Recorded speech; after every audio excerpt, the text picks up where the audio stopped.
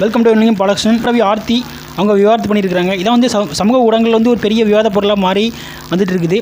டைவர்ஸுங்கிறது இப்போ வந்து நிறைய இடங்கள் நடக்குது. உண்டான விழிப்புணர்வையும் நம்ம வந்து பார்க்க போகிறோம். இது அட்வைஸ் கிடையாது, ஒரு விழிப்புணர்வு தான். ஸோ இந்த மெசேஜ் வந்து எல்லாத்துக்கும் வந்து பாஸ் பண்ணுங்கள். ஸோ வந்து எல்லோரும் இந்த வீடியோ முழுமையாக பாருங்கள். அவங்க வந்து பார்த்திங்கன்னா இப்போ செப்டம்பர் 9 பார்த்திங்கன்னா வந்து ஜெயம் ரவி அவங்க வந்து டைவர்ஸ் அப்படின்னு சொல்லிட்டு அறிவிப்பு இது பண்ணியிருக்கிறாங்க. 10 அவங்களுடைய பிறந்தநாள்.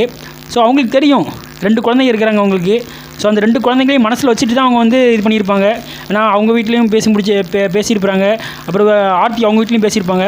ஸோ இப்போ பார்த்திங்கன்னா ஜெயம் ரவி ஆர்த்தி அவங்க பார்த்திங்கன்னா வந்து அந்த ஜெயம் ரவி அவங்க அறிவித்த அந்த நேரத்தில் பார்த்திங்கன்னா வந்து நிறைய பேர் வந்து சோஷியல் மீடியாவில் வந்து இது பண்ணியிருந்தாங்க. எதுக்குன்னு.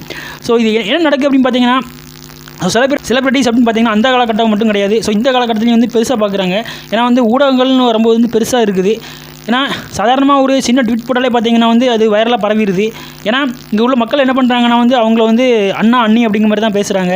இப்போது சாதாரணமாக வந்து ஒரு செலிபிரிட்டி ஒருத்தவங்க வந்து மேரேஜ் ஆயிடுச்சா போஸ்ட் போடுறாங்களா, அவங்கள வந்து அவங்க குடும்பத்தில் ஒருத்தங்களாக வந்து பார்க்க ஆரம்பிச்சிருந்தாங்க. ஸோ அப்படிங்கும்போது வந்து அவங்க வீட்டில் நடக்கிற அந்த மேரேஜி, ஸோ வந்து அவங்க காது குத்து, கல்யாணம், குழந்தை பிறகுது, அப்புறம் அவங்க வீட்டில் நடக்கிற சின்ன சின்ன ஃபங்க்ஷனை வந்து நம்மளுக்கு வந்து தெரிவிக்கிறாங்க. ஸோ தெரிவிக்கும்போது வந்து எல்லாருமே வந்து அவங்கள வந்து ஃபேமிலி மெம்பரில் ஒருத்தங்க நினைக்கிறாங்க. ஸோ அப்படிங்கும்போது அவங்க பிரிவை வந்து அவங்களால தாங்கிக்க முடியல. ஸோ அதனால தான் பார்த்திங்கன்னா இவ்வளோ பெரிய ஒரு என்ன சொல்கிறது ஒரு கியூரியாசிட்டி உருவாகுது. ஸோ அது இது வந்து நிறைய பேரை வந்து உதாரணம் வந்து நிறைய பேர் எடுத்துக்கிட்டிங்கன்னு வச்சுங்களேன். அது வந்து ஒரு சில பேர் தான் வந்து இந்த மாதிரி வந்து போஸ்ட்லாம் போடுறாங்க. ஒரு சில பேர் இருக்காங்க. ஒரு சில பேர் வந்து தன்னுடைய ஃபேமிலியில் எத்தனை பேர் என்ன இது அப்படிங்கிறது யாருமே சொல்லவே மாட்டாங்க. லோகேஷ் கனராஜ் எடுத்துட்டிங்கன்னா அவர் வந்து சொல்லவே மாட்டார். ஸோ வந்து ஃபேமிலி பற்றி பர்சனலாக எடுத்திங்கன்னா போதும் ஸ்டாப் அப்படின்றவர். ஸோ அப்படிங்கும்போது என்னாச்சுன்னா வந்து அவங்க வீட்டில் எத்தனை பேர் என்னதுன்னு தெரியாது. ஸோ இப்படி இருக்குது ஒரு வகையில். அப்புறம் பார்த்திங்கன்னா இது வந்து ஸோ இவங்க டைவர்ஸ் ஏற்படுறதுக்கு வந்து நடிகர் ஒருத்தர் தான் காரணம் அப்படிங்கிற மாதிரியா சொல்கிறாங்க. ஏன்னா வந்து பார்த்திங்கன்னா தனியொரு படம் வந்துச்சு. ஸோ அதில் வந்து வெற்றியுள்ள அந்த ப்ரெஸ் மீட்டில் பார்த்திங்கன்னா நடிகர் ஒருத்தர் வந்து வந்திருப்பார். ஸோ நான் அவருக்கு சப்போர்ட் பண்ணி பேசலை. ஆனால் இந்த விஷயம் என்னுடைய ஒரு ஒப்பீனியனில் வந்து சொல்லணும்னு நினச்சேன். ஏன்னா வந்து யார் டைவர்ஸ் ஆனாலும் சரி தான், சமந்தா இல்லைனா அமலாபால் யாருக்கும் ஒருத்தங்க டைவர்ஸ் ஆனாலும் சரி தான் அந்த நடிகர் தான் இருக்கார் அப்படிங்கிற மாதிரி சொல்கிறாங்க. ஸோ அது நடிகர் மீன்ஸ் யாரும் சொல்கிறேன், தனுஷ் சொல்கிறேன். ஸோ வந்து அவருக்கு இதுக்கும் சம்மந்தம் கிடையாது. ஏன்னா பார்த்திங்கன்னா வந்து அந்த 2 வருஷ காலகட்டத்தில் இப்போ வந்து ஆர்த்திக்கும் நிறைய பிரச்சனை போயிட்டு இருந்துச்சு. ஸோ அதனால் அவர் தான் காரணம் மாதிரி சொல்கிறாங்க. அப்படி கிடையாது. ஏன்னா வந்து அந்த 2 வருஷத்தில் பார்த்திங்கன்னா இப்போ என்ன பண்ணியிருக்காருன்னு பார்த்திங்கன்னா வந்து நிறைய படங்கள் எடுத்திருக்கிறாரு. ஸோ வந்து ஒரு ஹாலிவுட் படத்தில் ஒரு படத்தில் நடிச்சிருக்கிறாரு, ஒரு வீடு கட்டியிருக்கிறாரு. அப்புறம் பார்த்திங்கன்னா வந்து திருச்சிட்டம்பலம் படத்தில் நடிச்சிருக்கிறாரு, கேப்டன் மில்லரில் படம் நடிச்சிருக்கிறாரு. அப்புறம் ராயன் படத்தை வந்து இயக்கியிருக்காரு. இன்னொரு விஷயம் இருக்குது. அதாவது ஜெயம் ரவி அவங்க வந்து அவங்களுடைய மாமியார் தான் இதுக்கு முழுக்க காரணம் அப்படிங்கிற மாதிரி சொல்கிறாங்க. ஏன்னா வந்து மாமியார் ப்ரொடக்ஷன் வந்து ஒரு நிறைய படம் நடிச்சிருந்தார். அது ஒரு 35 படம் நடிச்சிருக்காருன்னா அது ஒரு 3-4 படத்தில் வந்து மாமியாரோடைய ப்ரொடக்ஷன் நடிச்சிருக்காரு. அது பார்த்திங்கன்னா வந்து அதாவது அடங்காதே, சைரன், பூமி, இந்த 3 படமே வந்து அவங்களுடைய அந்த 3 படமும் அடக்கம். அதில் பார்த்திங்கன்னா வந்து அந்த படங்கள் நடிச்சதுக்கு பிற்பாடு வந்து அவருடைய மார்க்கெட்டு ரொம்ப கம்மியாயிடுச்சு அப்படிங்கிற மாதிரியா வந்து அவர் ஃபீல் பண்ணதாகவும், ஸோ வந்து இனிமேல் நடிக்கக்கூடாது அப்படிங்கிற மாதிரி நினைக்கிறதாகவும் அவங்க சொல்கிறாங்க. அவர் நினச்சிருக்கிறாரு அப்படிங்கிற சொல்கிறாங்க. ஆனால் அதில் பார்த்திங்கன்னா வந்து ஆர்த்தி இருக்காங்க அவங்களோட ஒய்ஃபு. ஸோ அவங்க வந்து ஃபோர்ஸ் பண்ணி நீ அம்மாவுடைய இதெல்லாம் நடக்கணும் அப்படிங்கிற மாதிரி அவங்க சொல்லியிருக்காங்க அப்படிங்கிற மாதிரியும் சொல்கிறாங்க. அதெல்லாம் பார்த்து எந்த அளவுக்கு உண்மைன்னு தெரியல. ஸோ இந்த மாதிரி அப்படின்னு தெரியாது. ஏன்னா வந்து எல்லாருக்குமே வந்து அவங்களுக்கு ஃபேமிலி இருக்குது. ஸோ அவங்க வந்து கமிட்மெண்ட் ஆகி தான் வந்து அந்த விஷயங்கள் எடுத்திருப்பாங்க அப்படிங்கிறது நம்ம தெரியுது. அதை பார்த்திங்கன்னா வந்து இன்றைய காலகட்டத்தில் வந்து வந்து சைக்காலஜிஸ்ட் நிறைய பேர் பேசியிருக்கோம். பேசும்போது அவங்க என்ன சொல்கிறாங்கன்னா பார்த்திங்கன்னா வந்து ஆண் பெண் இந்த 2 பேர்த்தையும் பார்க்கும்போது வந்து அதாவது பொதுவாக வந்து பெண்கள் வந்து ஆண்கள்கிட்ட வந்து மனவிட்டு பேசணும்னு நினைப்பாங்க. ஆனால் வந்து ஆண்கள் என்ன நினைப்பாங்கன்னா வந்து பொம்பளைங்கள்ட்ட வந்து தப்பிச்சாலே போதும் அப்படிங்கிற மாதிரியா அவங்க நினைக்கிறாங்க அப்படிங்கிற மாதிரியா சொல்லப்படுது. ஏன்னா ஆர்கே செல்லுமணி அவங்க இருக்காங்களா, அவங்கள பற்றி தான் எனக்கு ஞாபகம் வருது. அவங்க வந்து ஒரு இடத்துல சொல்லியிருப்பாங்க. அதாவது ஃபஸ்ட் அவங்க வந்து ஒரு 12 வருஷம் லவ் பண்ணியிருக்கிறாங்க. ஆர்கே செல்லுமணியும் ரோஜாவும் லவ் பண்ணியிருக்கிறாங்க. லவ் பண்ணதுக்கு அப்புறமாட்டு பார்த்திங்கன்னா ஒரு 12 வருஷம் கழிச்சு அவங்களுக்கு மேரேஜ் ஆயிருக்கு. மேரேஜ் ஆனால் பார்த்திங்கன்னா புதுசில் ஒரு 4 நாளில் அவங்களுக்கு வந்து ஃபஸ்ட்டு சண்டை வந்துருக்குது. அதுக்கப்புறம் பார்த்திங்கன்னா வந்து ஹனிமூன் போகணும் அப்படின்னு சொல்லி நினச்சிருக்கிறாங்க. ஹனிமூன் போகணும்னு நினச்சதுக்கு அப்புறமாட்டு பார்த்திங்கன்னா வந்து அதில் ஒரு 45 டேஸில் வந்து ஹனிமூன் போனதுக்கு அப்புறமாட்டு ஒரு 100 டைம் சண்டை வந்துருக்குது.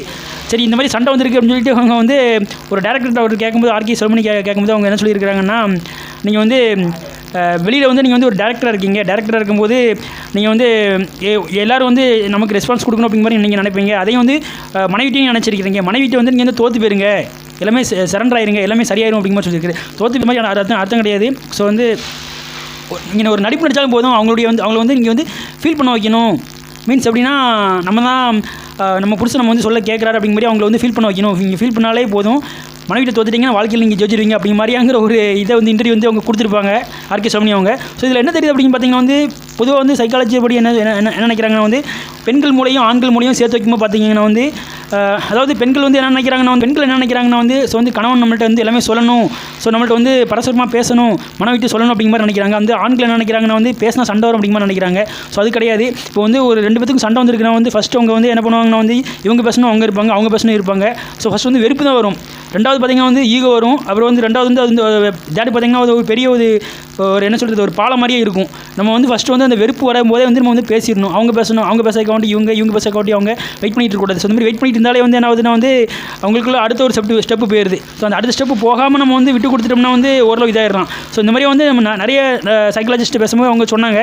ஸோ இந்த மாதிரி வந்து நம்ம வந்து நிறைய பார்க்க முடியுது. ஏன்னா வந்து நம்ம வந்து பொதுவாக வந்து இன்றைக்கி இன்றைய மென்டாலிட்டி அப்படி தான் இருக்குது. ஏன்னா வந்து இன்றைக்கி வந்து நிறைய பேர் வந்து போஸ்ட் போடுறாங்க, போஸ்ட் போடும் மூலமாக வந்து அது புதாரமாக வெடிக்குது. ஸோ இந்த மாதிரி பிரச்சனை நிறைய வருது. ஸோ ஒவ்வொருத்தவங்களுக்கு ஒரு பர்சனாலிட்டி லைஃப் இருந்தாலுமே வந்து வாழ்க்கைங்கிறது ஒரு இடையும்.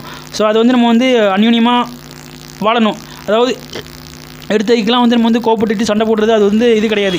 அந்த மாதிரி வந்து ஒரு இப்போ கணவன் மனைவி இருக்கிறாங்க. ஸோ வந்து மனைவி சொல்கிறத வந்து கணவன் கேட்க மாட்டா அப்படின்னா ஒரு அட்வைஸாக சொல்லாங்க. ஜஸ்ட்டு ஒரு என்ன ஒரு ஃப்ரெண்டே சொல்லுங்கள். ஜஸ்ட் ஃபார் லைக் மாதிரி சொல்லுங்கள். ஏன்னா வந்து நீ இந்த ட்ரெஸ் போடலாம், நீ இந்த ட்ரெஸ் போட்டால் நல்லாயிருக்கும் அப்படிங்கிற சொல்லி பாருங்கள். ஸோ அங்கே அதுக்கு வந்து அக்செப்ட் பண்ணலாம். ஸோ இந்த மாதிரி நிறைய வழிகள் இருக்குது. ஆனால் வந்து நம்ம சாதாரணமாக நம்ம வந்து நினைக்கும் போது வந்து என்ன ஆகுதுன்னா வந்து ஒரு பெண்கள்கிட்ட ஆண்கள் விட்டு கொடுத்து போயிடணும். அதுமாதிரி வந்து பெண்களும் கொஞ்சம் ஆண்கள்கிட்ட விட்டு கொடுத்து போகணும் அப்படிங்கிற மாதிரி நம்ம ஒரு பார்வையில் பார்த்தோம்னா கண்டிப்பாக வந்து எந்த வெறுப்பும் வராது, எந்த சண்டையும் வராது. அது இல்லாமல் வந்து சண்டை வந்தாலும் பரவாயில்ல, பிரிவு வர போகாது.